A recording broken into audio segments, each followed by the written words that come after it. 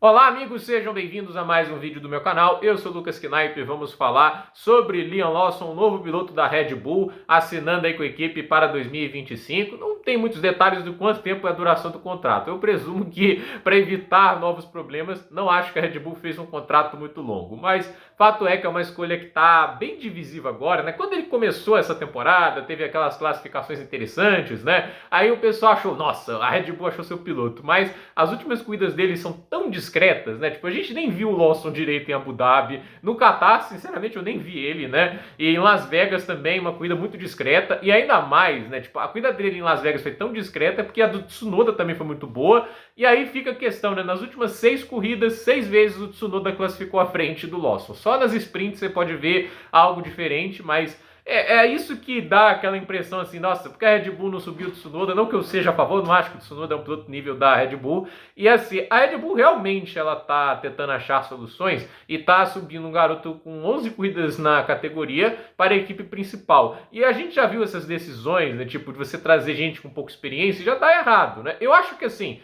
quando começou essa questão do carro da Red Bull começar a ser esse triturador de segundos pilotos, foi com o Pierre Gasly, já era nítido em 2018 que o carro já estava indo para essa direção, quando a gente vê, por exemplo, né, o Ricardo já conseguindo apenas 2 pódios na temporada, ficando muito longe do pelotão da frente. Você olha assim, a distância de pontuação dele para o Bottas, né, ficou quase 100 pontos atrás do Bottas, foi o quinto colocado, e olha que o Bottas fez uma temporada muito ruim, e o Bottas, vamos lembrar, nem ganhou naquela temporada. O Ricardo ganhou 2 vezes, né? E assim, o Verstappen foi o quarto colocado no campeonato, muito à frente, né, do Daniel Ricciardo, e a tendência era piorar para o ano seguinte. Eu acho que se o Ricciardo ficasse em 2019, seria terrível para a carreira dele. Muita gente fala, porque ele saiu da Red Bull, mas eu acho que naquele carro, visto que foi a McLaren para o Ricciardo, foi melhor até ele sair mesmo, porque ir para a Renault não foi ruim para a carreira dele pensando desse jeito, né? E a questão que a gente coloca a Red Bull teve o Gasly teve um período terrível, só na Inglaterra conseguiu andar bem, mas foi só lá, de resto estava apanhando muito do carro.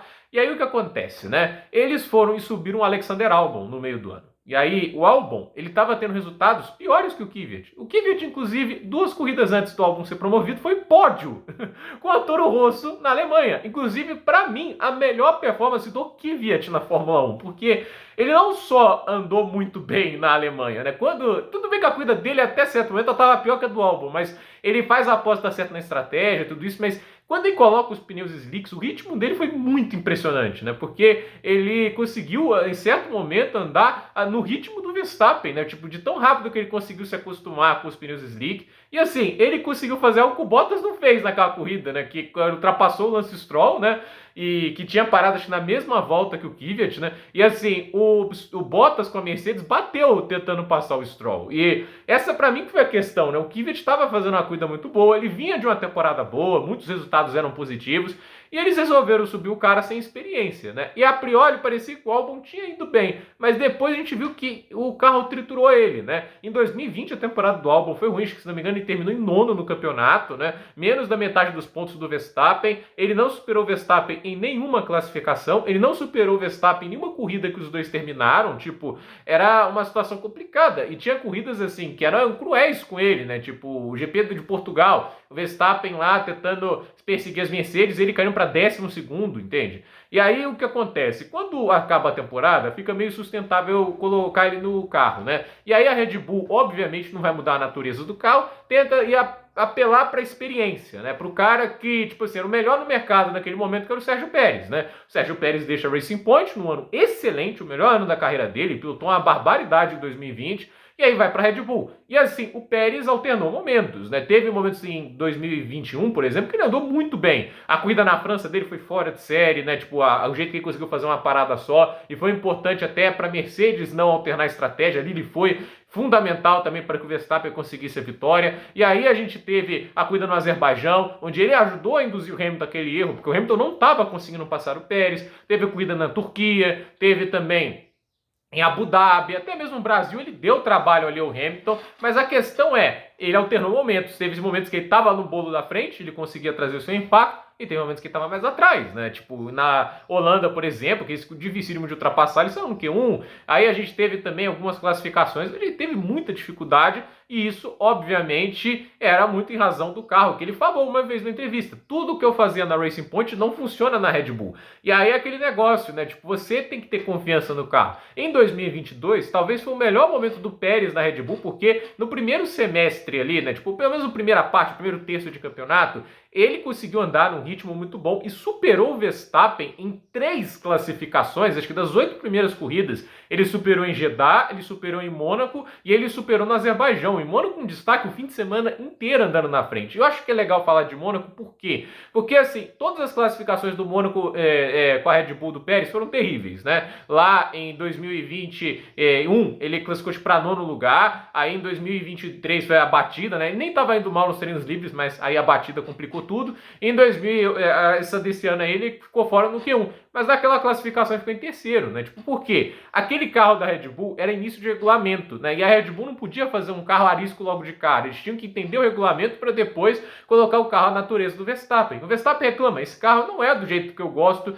no início da temporada. E foi onde o Pérez conseguiu acompanhar muito em classificação. Até classificações que ele perdia para o Max, né? Elas estavam muito mais próximas. Por exemplo, em Miami foi menos de 1/10, entende? Ali foi o momento em que o Pérez conseguiu chegar mais próximo do Max. Mas o que aconteceu? Vieram as atualizações e aí começou as dificuldades, né? E assim, chegou ali para algumas corridas em que o Pérez começou a classificar mais atrás. Por exemplo, na Hungria ele classificou já em 11º, e aí o negócio foi piorando. Aí chega 2023, o início do carro, um conceito inovador, mesma coisa, o carro fica um pouquinho mais neutro no início, chega as atualizações, o carro vai muito mais para a mão do piloto holandês. É a maneira que a Red Bull se comporta, porque, obviamente, eles vão priorizar o melhor piloto. Eles não têm por que priorizar o Pérez. Isso daí não acho que entra muito na equação. Mas a questão é, a partir do ponto que eles vão priorizando um carro tanto para um piloto, o segundo piloto vai ter que dar um jeito de se virar, e se ele não for um grande gênio do esporte também, vai ficar difícil. O Gasly não era um gênio do esporte, é um ótimo piloto, e se acabou levando aquele couro. O Albon é um bom piloto, né? O Pérez, para quem viu ele na Force India e tudo isso, de 2012 até 2020, ele foi o principal piloto do médio escalão. Não foi por pouco, não. Tanto é que na era híbrida o cara conseguiu 5 pódios de Force India. Ele foi o líder de pódios fora das equipes principais, né? Se a gente para pensar. E assim, pódios impressionantes, algumas corridas que ele colocou o carro em situações que ninguém esperava. No Canadá tem aquele abandono em 2014, ele quase ganhou a corrida. Se ele não tivesse problema de freio e DRS, ele provavelmente teria passado o Rosberg, e aí o que ia acontecer? Ele iria ganhar a corrida de Force India, quando teve os problemas com as Mercedes, entende? Na estratégia, na questão de gerenciamento de pneus, ele conseguiu sair lá de trás para um terceiro lugar, que virou segundo quando o Hamilton abandona, e assim, ele estava seguindo o Rosberg, só que estava tendo problemas, né? Então assim, ele conseguiu em várias oportunidades no médio escalão fazer corridas fantásticas, muitas assim, que a gente acaba pensando, poxa, imagina esse cara na equipe mais forte. E ele foi queimado na McLaren, né, por um carro que foi muito ruim, né, tipo, e ele não foi tão mal assim. Acho que o ano de 2013 é muito exagerado, né? E assim, antes de ir para Red Bull, ele estava na Fórmula 1, se não me engano, há 10 anos, né? Tipo, ele começou em 2011, aí vai 12, 13, 14, 15, 16, 17, 18, 19 e 20, né? 9 anos, né?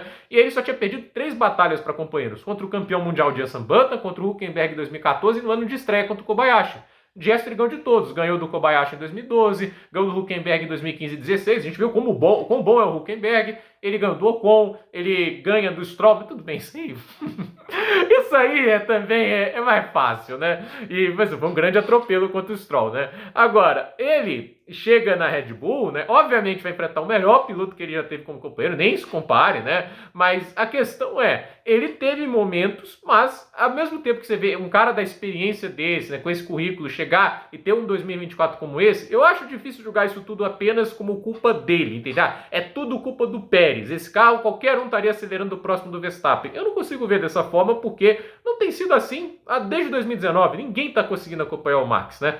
É alguns momentinhos muito específicos. Quando ele se acha dentro do carro, aí acontece, né? Esse ano, por exemplo, o Pérez conseguiu acompanhar o Verstappen em quantas corridas? Japão, Jeddah, tipo, na corrida ele acompanhou até bem.